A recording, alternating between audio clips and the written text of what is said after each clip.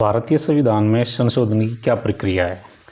Article 368 के तहत संविधान में संशोधन कर सकते हैं। हमारे देश का जो संविधान है वो ना तो ज़्यादा ही लचीला है, फ्लेक्सिबल है, और ना ही ज़्यादा कठोर है अमेरिका की तरह। और जो ब्रिटेन का संविधान है वो काफ़ी आसान है उसमें संशोधन करना। हालांकि ब्रिटेन का कोई संविधान नहीं है, लेकिन उनकी एक कानून है जो ट्रेडिशंस पे चलते आए हैं, कन्वेंशन पे बनते आए हैं, तो उनमें वो चेंजेस करते हैं, आसान है वहाँ। तो ना तो ब्रिटेन की तरह ज़्यादा आसान है, ना अमेरिका की तरह ज़्यादा हमारा जो संविधान है कठोर है। तो बीच का है, एक मिश्रण सा है, ना ज़्यादा लचीला है और ना ज़्यादा कठोर है। तो संविधान के भाग 20 के अनुच्छेद 368 में जो है संशोधन की जो है प्रक्रिया वो उसमें लिखी गई है, उसमें बताया गया है। लेकिन इसमें खास बात यह है कि संविधान का जो हमारे देश का संविधान है उसके मूल ढांचे में हम परिवर्तन नहीं कर सकते। तो मूल ढांचा क्या हुआ? देखो, मूल ढांचे का मतलब होता है उसकी स्पिरिट, उसकी आत्मा, उसकी ओरिजिनलिटी। तो उसकी ओरिजिनलिटी कहाँ बसती है? उसकी ओरिजिनलिटी बसती है मतलब कि डेमोक्रेसी में, लोकतंत्र में। तो लोकतंत्र को कम करने के लिए अगर संविधान में कोई संशोधन किया जाएगा तो सुप्रीम कोर्ट वहाँ करके उसको नल एंड मतलब उसको जीरो घोषित कर देगा, नल एंड वॉइड कर देगा उसको, ठीक है ना। और मूल भावना में और क्या हो सकता है कि जैसे कि हमारे डायरेक्टिव प्रिंसिपल्स हैं उसमें कोई चेंजेस करने हो, फंडामेंटल राइट्स हैं उसमें कोई चेंजेस करने हो या ख़त्म करने हो, तो ये ख़त्म करने की कोशिश अगर संविधान पार्लियामेंट करेगी संशोधन करके तो वो मूल ढांचे पे अटैक माना जाएगा। जैसे कि महिला और पुरुष में भेद करना, उनके सैलरी में, उनके वेतन में, मतलब और बहुत सारी बातों में जो है डिस्क्रिमिनेशन करना, ये संविधान की भावना के खिलाफ होगा, क्योंकि संविधान आदमी और औरत में किसी तरीके का कोई भेद नहीं करता। तो संविधान का जो मूल ढांचा है, सोशलिस्टिक पैटर्न है जो हमारा, मतलब सामाजिक जो एक जस्टिस की उसमें बात की गई, डेमोक्रेसी की बात की गई है, आम लोग चाहे वो गरीब है चाहे कोई अमीर आदमी, उसमें कोई भेदभाव नहीं करता है। तो ये इसका मूल ढांचा है। इसके ऊपर कोई अटैक करेगा तो वो जो है सुप्रीम कोर्ट उसको नल एंड वॉइड कर देगा और उसमें किसी तरीके का अमेंडमेंट नहीं होने देगा। तो अब देखते हैं कि इसके संशोधन की प्रक्रिया क्या है। जो संविधान का जो संशोधन है उसमें जो प्रस्ताव लेकर के आते हैं संशोधन से संबंधित, वो या तो लोकसभा में या फिर राज्यसभा में, दोनों में से किसी में भी जो है वो प्रस्ताव लेकर के आया जाता है। या तो लोकसभा में लिया या फिर राज्यसभा में, और दोनों में पास करना पड़ता है, करवाना पड़ता है। अच्छा, ये जो प्रस्ताव है संविधान संशोधन को लेकर के, ये या तो कोई मंत्री लेकर के आ सकता है या फिर गैर सरकारी सदस्य। जैसे जो कि मंत्री है वो तो सरकारी हो गया, सरकार का हिस्सा हो गया, जो मंत्री नहीं है वो गैर सरकारी हो गया। तो वो दोनों में से कोई भी जो है संविधान में संशोधन से संबंधित प्रस्ताव लेकर के आ सकता है, बिल लेकर के आ सकता है। इसके लिए राष्ट्रपति की जो है पूर्व अनुमति कोई आवश्यकता नहीं है। विधेयक को दोनों सदनों में विशेष बहुमत से जो है पारित करना बहुत ज़रूरी है। मतलब कि विशेष बहुमत होता है जो टोटल प्रेजेंट है, मतलब कि टोटल जो जितने सदस्य हैं लोकसभा के, राज्यसभा के, उसका कम से कम 50% तो प्रेजेंट होना चाहिए, ठीक है। और उसके बाद क्या है कि जो टोटल सदस्य प्रेजेंट है उसमें से टू थर्ड मेजोरिटी से उसको पास करें, इसको हम विशेष बहुमत बोलते हैं। तो संविधान का जो संशोधन होगा वो विशेष बहुमत से होगा, ठीक है।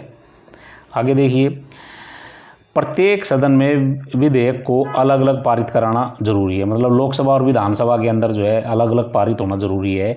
इसके लिए जो है ज्वाइंट सेशन नहीं बुला सकते, संविधान में संशोधन के लिए ज्वाइंट सेशन नहीं बुला सकते। और कोई बिल अगर है जो संविधान मतलब कि उसमें राज्यसभा में पेंडिंग है, राज्यसभा उसको पास नहीं कर रही है, लोकसभा ने पास कर दिया, तो चाहे तो उसमें ज्वाइंट सेशन को बुलाया जा सकता है। लेकिन संविधान के संशोधन की जहाँ बात होगी, अगर राज्यसभा ने पास नहीं किया है या लोकसभा ने पास नहीं किया है तो उसके लिए ज्वाइंट सेशन बिल्कुल भी नहीं बुलाया जाएगा। ये याद रखने वाली बात है। यदि विधेयक संविधान की संघीय व्यवस्था के संशोधन के मुद्दे पर हो, मतलब कि संघीय व्यवस्था क्या है हमारी? संघीय व्यवस्था ये है कि राज्य सरकार और केंद्र सरकार ये मिल के काम करते हैं। जैसे हमारी सेंट्रल लिस्ट है, स्टेट लिस्ट है, कंकरेंट लिस्ट है। सेंट्रल लिस्ट में तो जो है केंद्र सरकार कानून बनाती है, और जो स्टेट लिस्ट है उस पर जो है राज्य सरकार कानून बनाती है। उसके अलावा कॉन्करेंट लिस्ट है, ठीक है ना। तो ये जो संघीय जो मुद्दे होते हैं, जो संघ की पावर को लेकर के, मान लिया कि केंद्र सरकार, राज्य सरकार की विधायी शक्तियाँ हैं, ठीक है, ये संघ को प्रभावित करेंगी, या राष्ट्रपति का जो चुनाव है वो मतलब कि उसको संघ को प्रभावित करेंगी। तो जो संघ को लेकर के मुद्दे हैं तो उसमें क्या होगा कि अगर संघ को लेकर के किसी तरीके का कोई संविधान में अमेंडमेंट करना है तो 50%, जो टोटल हमारे स्टेट्स कितने हैं 28 हैं, तो 50% मतलब कि 14 स्टेट्स के जो विधानसभाएं हैं उनमें भी जो है विशेष बहुमत से जो है ना, विशेष उसमें विशेष की ज़रूरत नहीं है, उसमें साधारण बहुमत से जो है ये पास करना पड़ेगा कि ये भाई संविधान में हमने अमेंडमेंट करना है। उनकी कंसेंट बहुत ज़रूरी है अगर संघ को लेकर के किसी तरीके का संशोधन करना है संविधान के अंदर। तो दोनों सदनों से पारित होने के बाद जो है राज्य विधानमंडलों की जो है विधानमंडल, मैंने विधानसभा के लिए बताया कि भाई वहाँ भी ज़रूरी है, अगर संघ को लेकर के कोई ऐसा प्रस्ताव है तो वहाँ जो जाएगा फिर वो उसको पास करेंगे, उसके बाद वो राष्ट्रपति के पास भेजा जाता है। और इसमें भी एक खास बात यह है कि राष्ट्रपति को जो संविधान संशोधन को लेकर के जो बिल पास होकर के आ जाएगा, राज्यसभा, लोकसभा और फिर जो 50% जो विधानमंडल है, विधानसभाएं हैं, तो राष्ट्रपति को उसको साइन करने पड़ेंगे। आ गया उसको साइन कर देना, उसको मोड़ नहीं सकता, वो पुनर्विचार के लिए भेज नहीं सकता है लोकसभा, राज्यसभा, विधानमंडलों के अंदर, ठीक है। और राष्ट्रपति की सहमति के बाद फिर वो जो है अधिनियम बन जाएगा और अधिनियम बनने के बाद जो है वो संविधान में इनकॉर्पोरेट जो उसमें शामिल कर लिया जाएगा। तो ये जो इसकी संविधान में संशोधन की एक प्रक्रिया है। और अब ये देखिए मतलब कि संशोधन के प्रकार, मतलब कि अमेंडमेंट्स के जो टाइप्स हैं वो कौन कौन से हैं। एक तो हो गया भाई विशेष बहुमत, 2/3 मेजोरिटी। मैंने बताया कि भाई जो पार्लियामेंट के जो प्रेजेंट सदस्य हैं वो कम से कम 50% तो प्रेजेंट होने चाहिए और उन 50% की क्या है 2/3 मेजोरिटी से वो पास करें। एक तो प्रक्रिया ये होगी, ठीक है।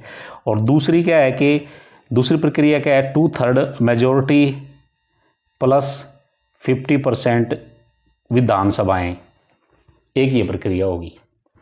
दो तरीके से जो है संविधान में जो है संशोधन किया जा सकता है अंडर आर्टिकल 368। और एक प्रोसीजर और है, ये 3 तरीके की हैं। एक तो है संसद के साधारण बहुमत के द्वारा संशोधन। इसमें ना कुछ खास सब्जेक्ट्स हैं, कौन कौन से टॉपिक्स पे जो है साधारण संसद के साधारण बहुमत से जो है संशोधन किया जा सकता है। ये 368 के अंडर नहीं आता। फॉर एग्जांपल के नए जो राज्य हैं उनका गठन करना है, उनकी सीमाओं का निर्धारण करना है, ये साधारण बहुमत से हो जाएगा। ये जो इस पार्लियामेंट के अंदर लोकसभा और राज्यसभा के अंदर जो है पास कर दिया जाएगा। 50% जो मेजोरिटी होगी, 2/3 नहीं होगा, 50% प्लस मतलब साधारण बहुमत से जो है पास कर दिया जाएगा और उसमें अमेंडमेंट हो जाएगा। 50% तो सदस्य प्रेजेंट होने चाहिए और उनका जो है 50% प्लस 50% जो प्लस होगा वो साधारण बहुमत माना जाएगा, ठीक है। और संसद के विशेष बहुमत द्वारा संशोधन, ये मैंने बताया आपको 2/3 मेजोरिटी। इसमें भी सब्जेक्ट हैं, कौन कौन से हैं, जैसे कि मूल अधिकार हैं, जो फंडामेंटल राइट्स हैं उसमें कोई चेंजेस करने हैं या कुछ में एडिशन करना है, ठीक है। और जो डायरेक्टिव प्रिंसिपल्स हैं ये 2/3 मेजोरिटी के साथ होंगे ये। और ये अगला है, इसमें ये है संसद के विशेष बहुमत प्लस राज्य विधानमंडल की जो रिकमेंडेशन है उसके हिसाब से जो संशोधन होंगे। उसमें कौन से होंगे, उसमें होंगे राष्ट्रपति का निर्वाचन और उसकी प्रक्रिया, केंद्र एवं राज्य के बीच विधायी शक्तियों का विभाजन, उच्चतम न्यायालय एवं उच्च न्यायालय, इनको लेकर के कोई कानून बनाया जाए या उसमें कोई संशोधन करना होता है। जो संविधान में लिखा है ना उसमें कोई संशोधन करना है, कानून बनाना नहीं, संशोधन करना, उसमें कोई चेंजेस करने हैं। तो ये 3 तरीके से संशोधन होते हैं। ये जो फर्स्ट है ये 368 के अंडर नहीं आता है। ये जो 2 हैं ये वाले ये 368 के अंडर आते हैं। इसी तरीके से जो है इनमें जो है संविधान में संशोधित किया जा सकता है। संविधान के मूल ढांचे में बिल्कुल भी परिवर्तन नहीं किया जा सकता।